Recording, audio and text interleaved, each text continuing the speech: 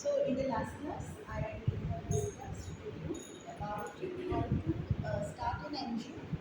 What are the prerequisites required for starting an NGO? When you have to build an NGO, how we will step ahead and step forward, and also about community mobilization. We have discussed. I have given some example, some of the norms and stages of community mobilization, what you need to do, how you are going to perform it. That is being discussed yesterday in the last class. And you will see that regarding how to start an NGO, half of it is already said. How to start an NGO. First is that I will continue from the very last class. So first, we need to have a mission, right? We need to have a vision and the mission, which is very important. Suppose if your vision is to create a just society or a healthy society, that might be your vision. Then you need to decide a mission also. To achieve that vision, you might have a sustainable individual, family, and community initiative for better and healthy development, and that will at different level and different stages. So that might be your mission. Mission is what you will be accomplishing, the task you will be accomplishing. Then based on that you have strategies and the goals, right? So strategies will be operational development and management, may be the strategy aligned to the vision of achieving a better healthy society, right?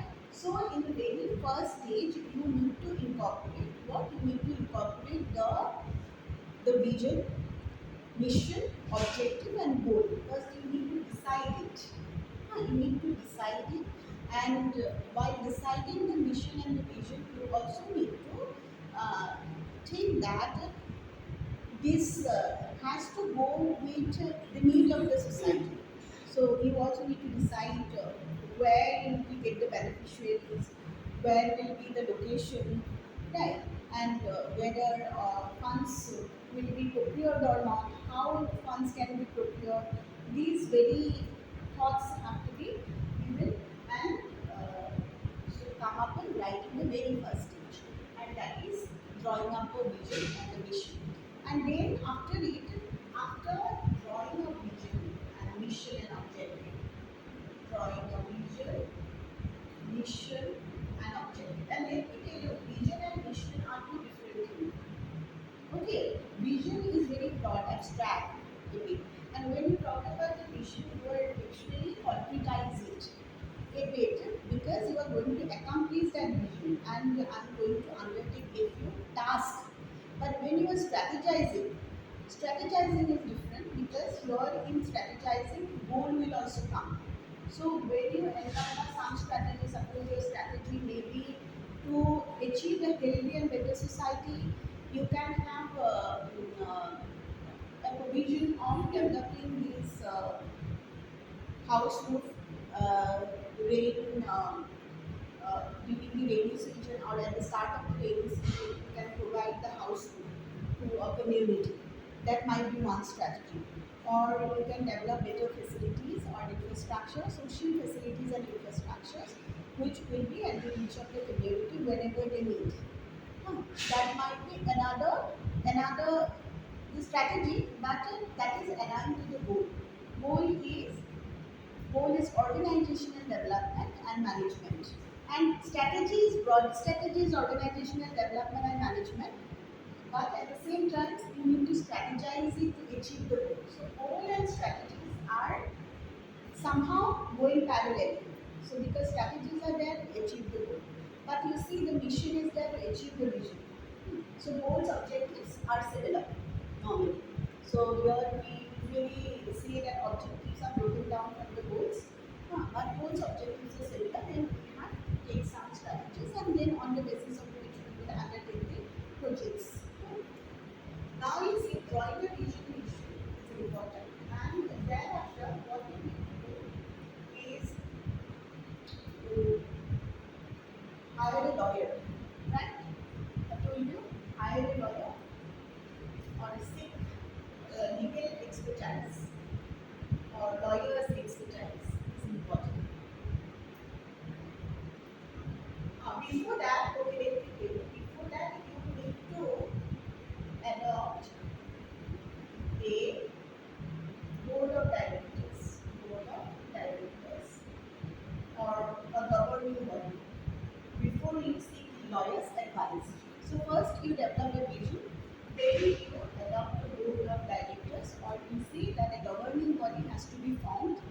governing body of at least 7 members, and who will be committed, technologically committed, and equally having technological skill, legal skill, and they will be legally, financially, technically committed to the attainment of the goal.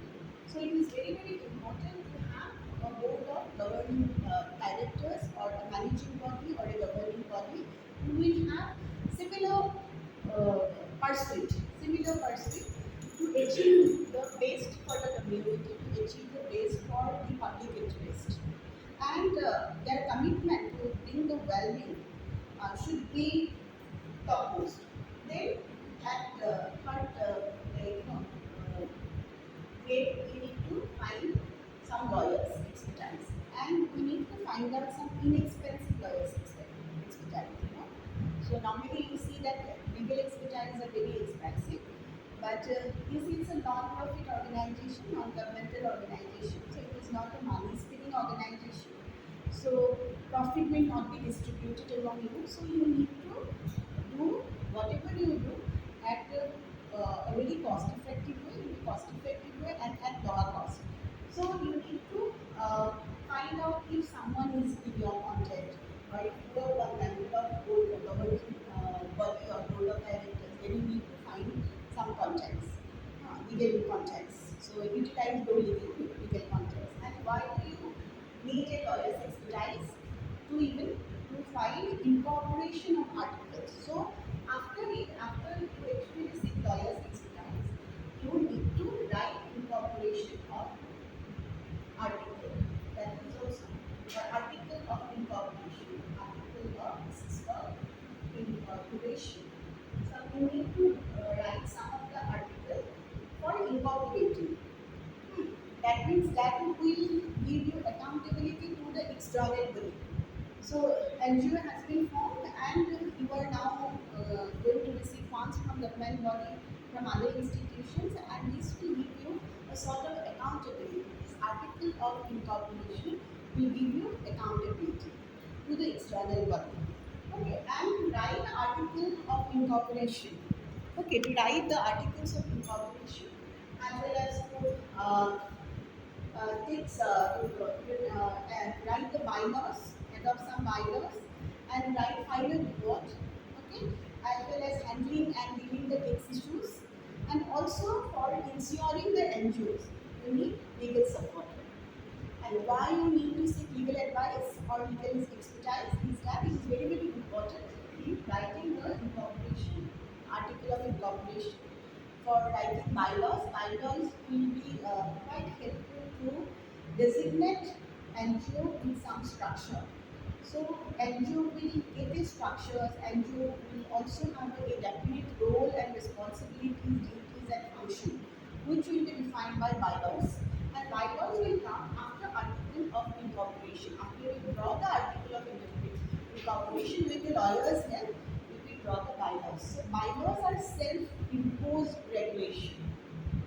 So many NGOs may not have bylaws, or in that region there are some laws which will regulate the NGO activities. So NGOs are also susceptible to various kind of state laws, regulation by various kind of state laws. But when you talk about the bylaws, it will also give you a fair idea, and even fair idea about the employees that you are going to have, about their duties, about the functions that they are going to carry out, about their whole professions, about the board meetings. As I have told you that bylaws are important for structuring the board meetings. Bylaws are important for even structuring the duties, structuring the functions of each member, and give each member some specialization. And hence bylaws will be written after you write the article of incorporation. And for that you need to seek lawyers expertise. Okay, so bylaws are self-imposed regulation. Okay, and this will give accountability to NGO, to members, its own members, and to the employees.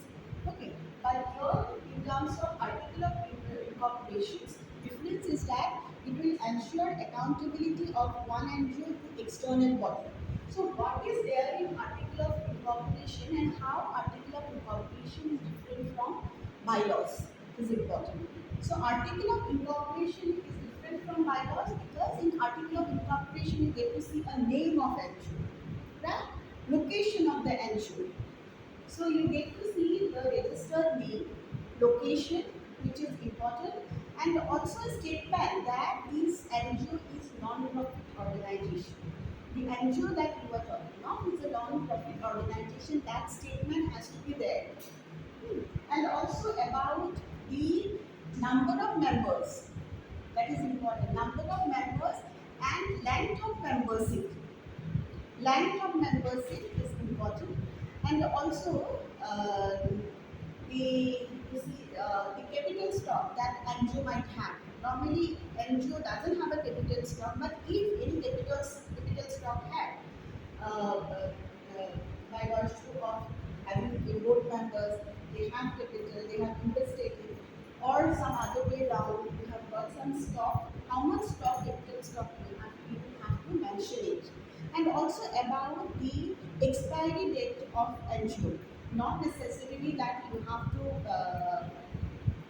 run for 10 years, 20 years. It can be everlasting also. But many people say that we write everlasting. People say that we write for like 50 years like that way, 40, 50 years like that way. They write a timeline to which they will be executing. They will be offering their service to the society.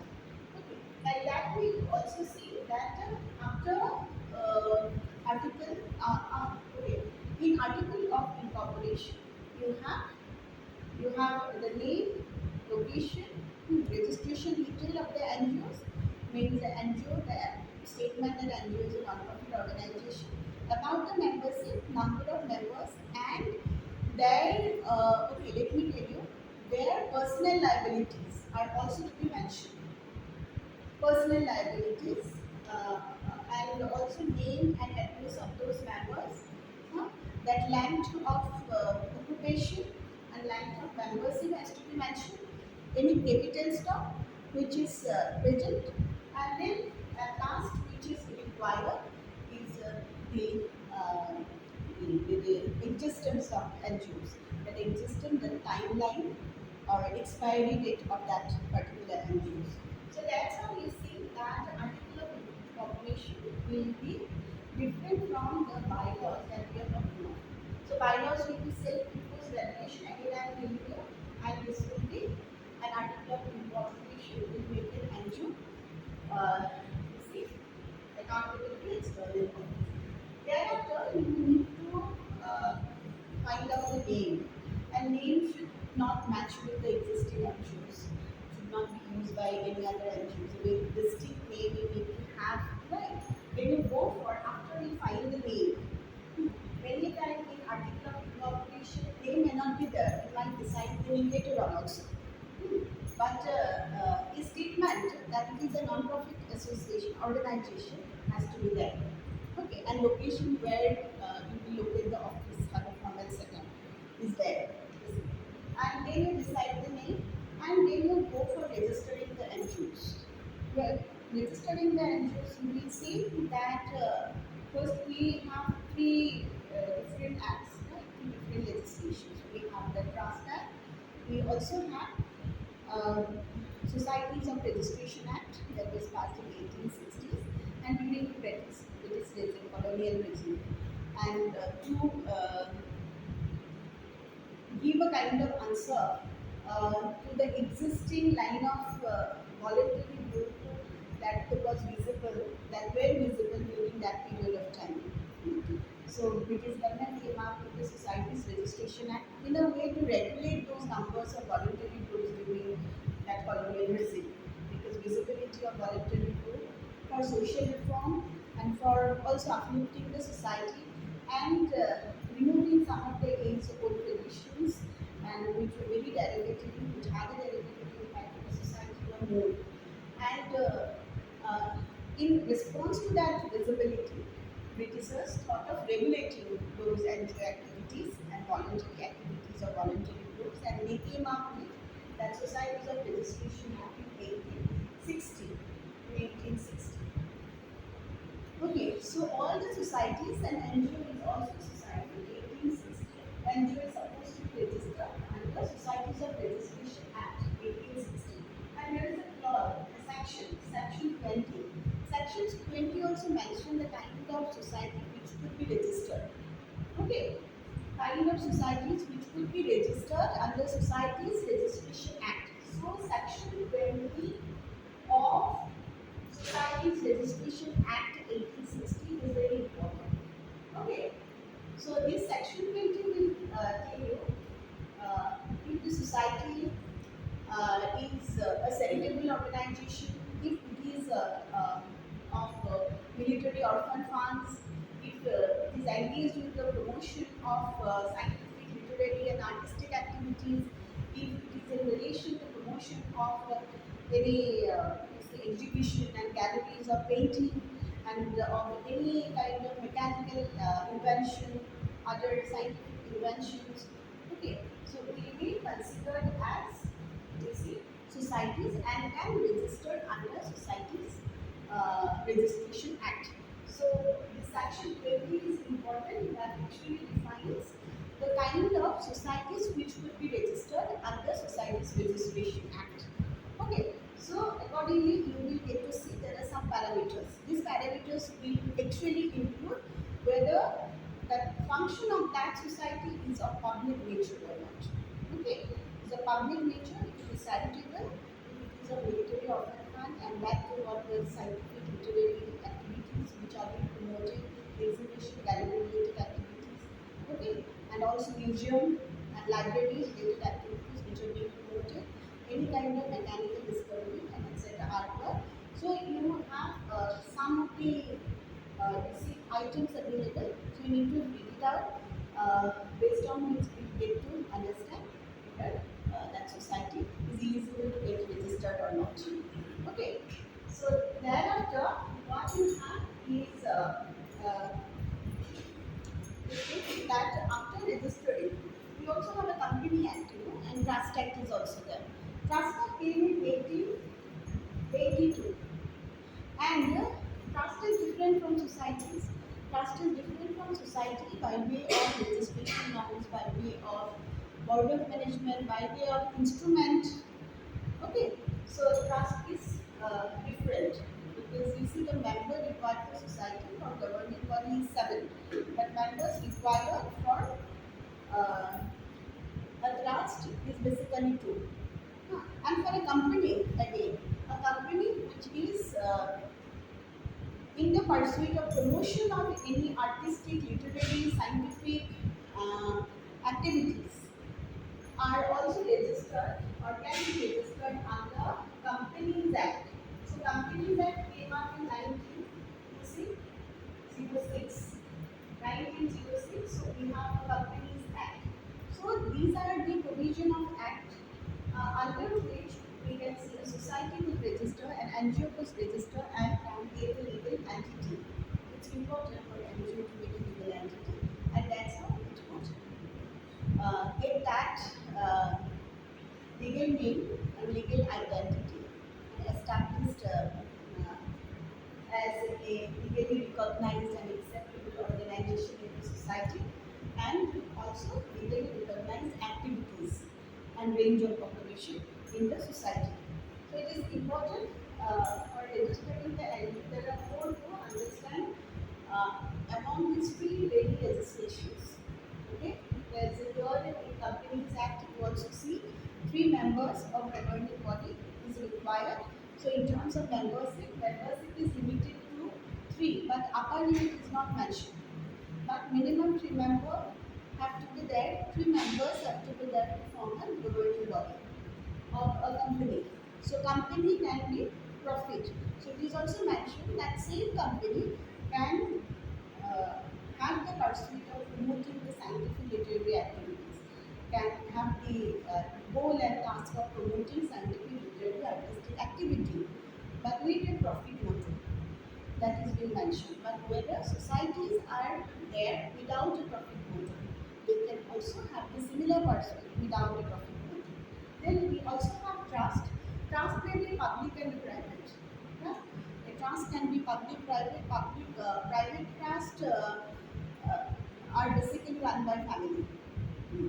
But it is covered by trust deed. So there is an instrument that is called trust deed, which is to be signed by the members and based on which it actually established. So there are also public trusts at the same time. So at times there are other norms that trusts need to follow, which I'll discuss later. But we'll finish how to start an NGO, and then we will move to it. But there are some differences between these three very legislations and about trust, about company, and about societies. And the distinctions between among the three could be identified on the basis of membership, number of membership, board of management, okay, and also you see this the instrument. Trust deed is required for a trust, and no deeds are required for any societies and companies. So you don't need any non-judicial stamp paper. And but here, trust and non-judicial stamp paper is required, and that is to be signed by the governing body members. That and in terms of jurisdiction, so there are some differences we get see amongst the group of associations. Jurisdiction will be different. And then what you see is that after registering an NGO, what you need to do is to develop an accounting system. I have told you, accounting system. So article of incorporation is being written, bylaws are being written, you have registered this NGO, then you develop an accounting system. For accounting, you can have volunteer also. So it will be cost effective and most of the time it will be free of cost. So you can also find an accountant which will be volunteering to do the bookkeeping and record keeping of the funds which are being utilized or which you have got. Okay, so here you also see that there are two very account systems which you can go for. One is cashless account system, so which is very simplified one, and one is the equal account system. In equal account system, you actually have a broader financial picture. The funds which is to be received immediately, as well as the funds which is already been utilized. You can uh, give a very good representation of all this data. But here in cashless system, it will give you the money which is earned or deposited, and also the money which is being spent or withdrawn. That account is usually given, which we usually get in our normal saving account. But in the different system, we will also get to understand the kind of funds which you are going to receive in future or which is already owed by you. So that kind of financial picture will be given by people as or accounting or accounting that account that financial system. So you see that is very important to keep an account for bookkeeping and record keeping of financial statement, how you utilize the fund, how you get the fund, and everything. So thereafter, what you will pointing out is that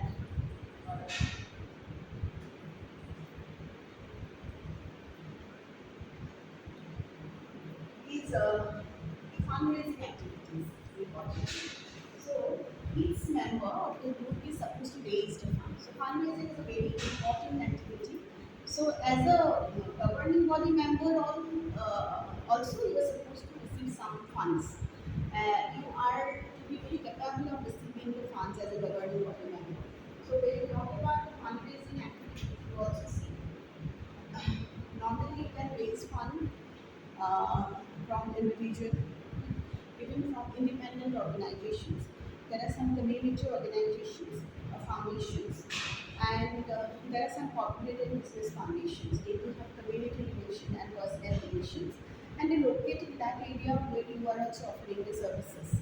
Okay, so they will have a good public relation with you as well as the local residents as well as community relations they will develop, and accordingly they will also give you some fund to carry out the developmental activities. So this is a part of their CSR activities. So fund you will receive from corporate and business foundation. Independent foundation that is run by a small family or group of community can run also independent foundations from which you can receive fund.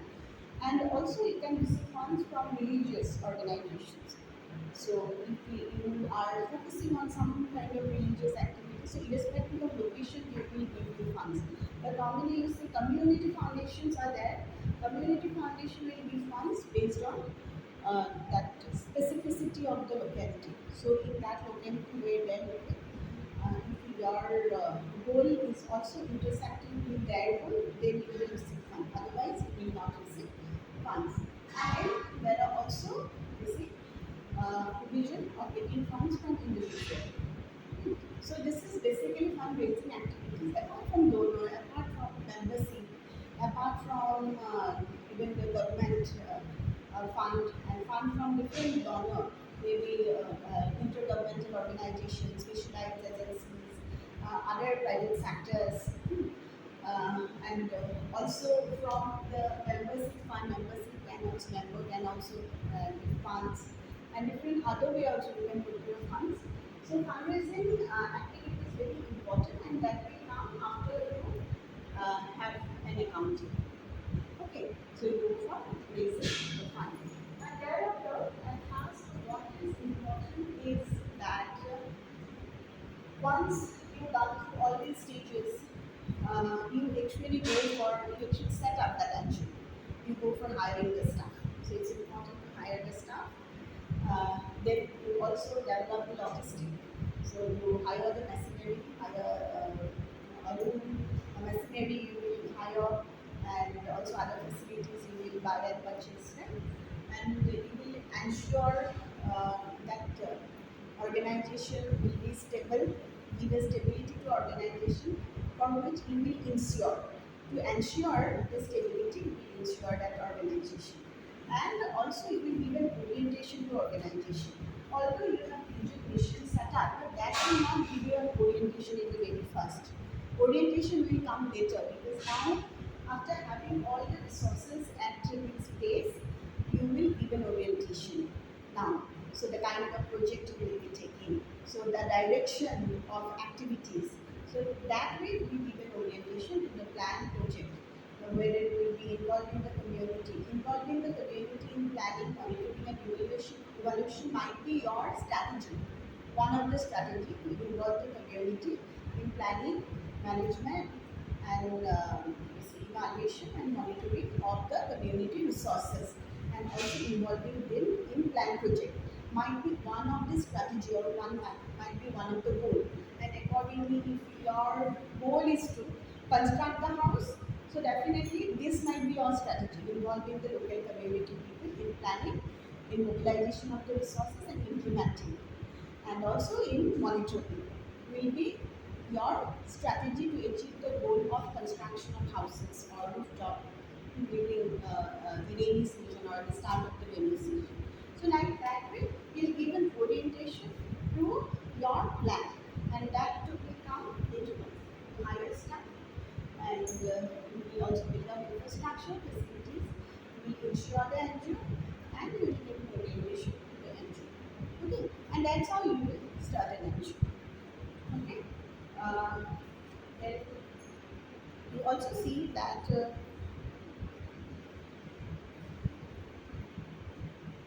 NGO is a group, right? NGO is actually a group, and it's a kind of secondary group. It's not a primary group. So, as I have already told you that I start with the organizational principle, which I have started with from the very last class, so that you can finish your second assignment early, and perhaps at one go you can do both the task of getting the successfully, as well as getting the detail about the organizational hierarchy, or if it is an informal, if it is not informal, because little bit of formality is there potential. Cannot be highly informal in its way of dealing. Okay, So hence what is important here is the kind of group that society, the kind of group that society, that the society has basically is primary and secondary group. So we have primary groups and we have secondary groups, right? So primary groups are basically, which group are primary groups? You tell me, Ranjan? Yes.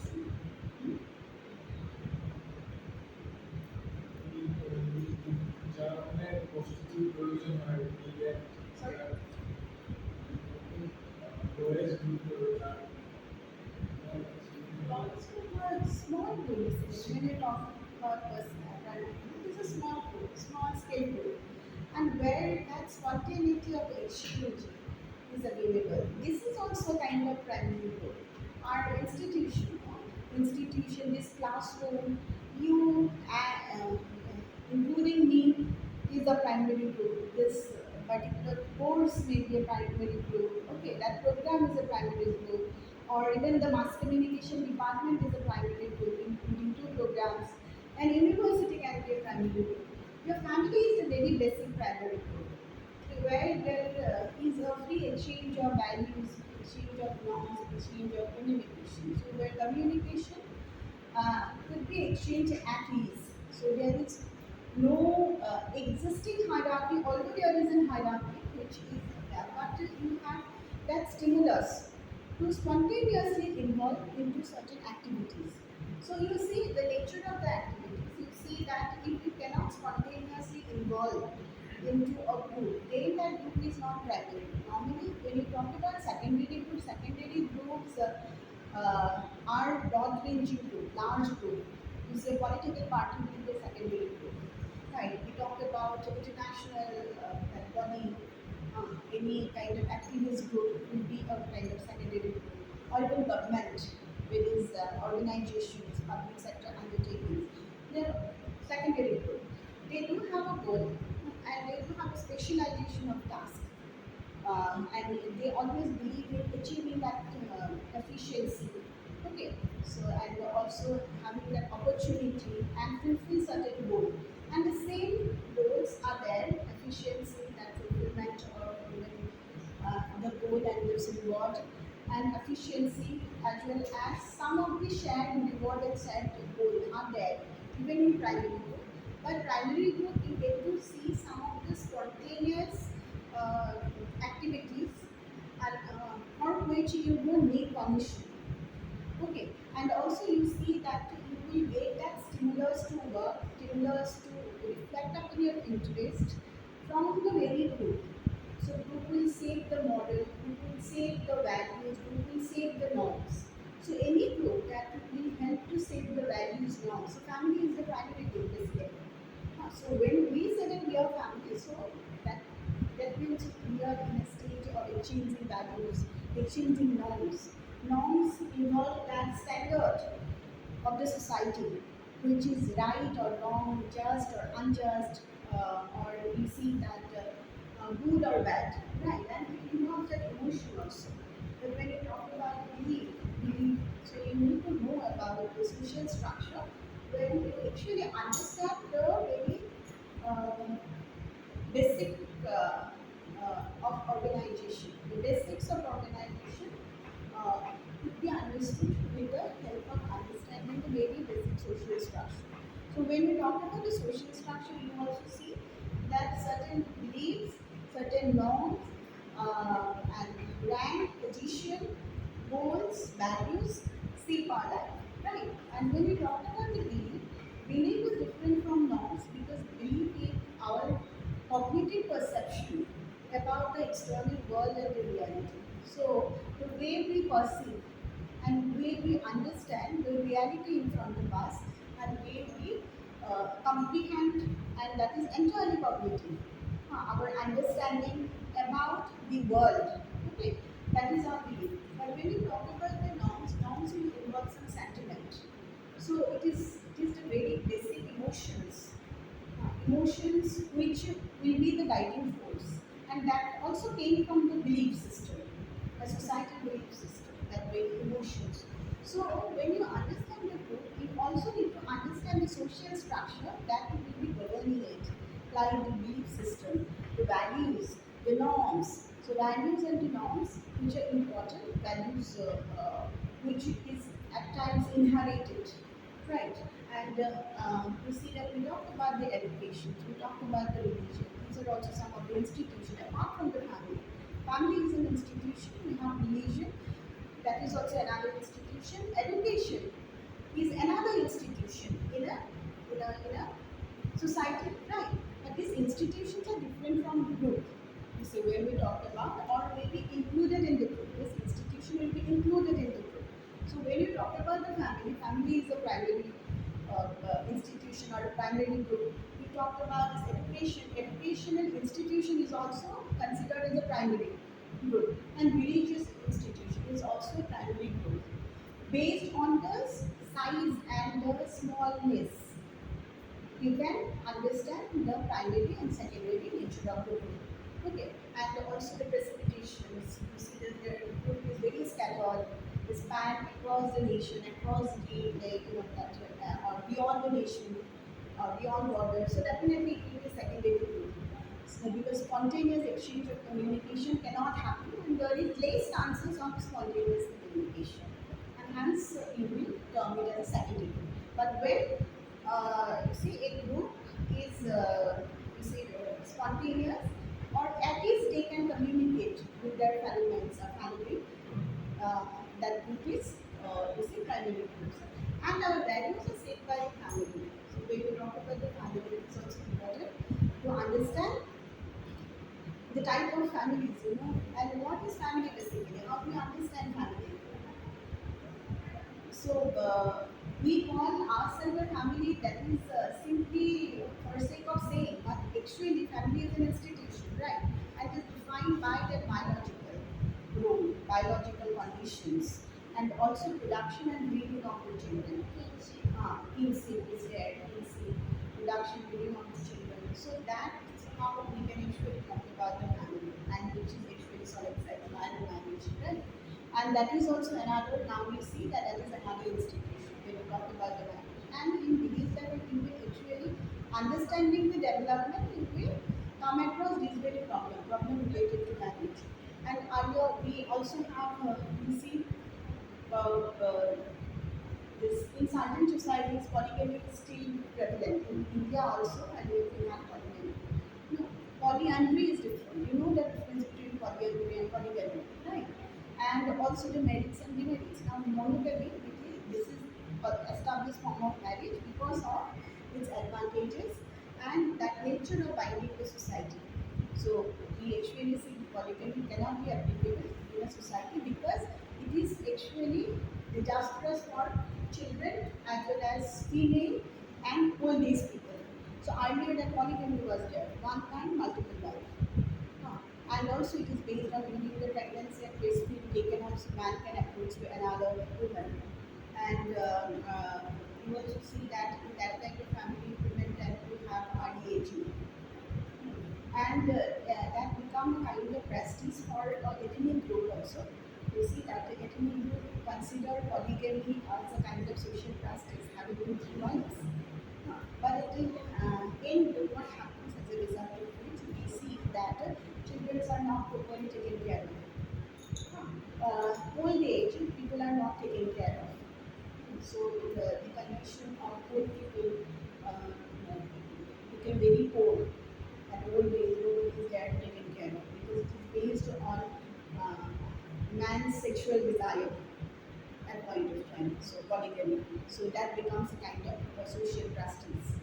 And also women's condition become too miserable. The jealousy, norm.